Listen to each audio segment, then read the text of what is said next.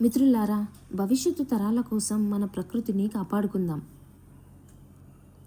ప్రకృతిని కాపాడే 5 మార్గాలు మనం డిస్కస్ చేద్దాము. Number 1, plant trees. మొక్కలు నాటడం, వాటిని సంరక్షించడం ద్వారా పర్యావరణాన్ని రక్షించవచ్చు. చెట్లు మనకి ఆక్సిజన్ని అందిస్తాయి.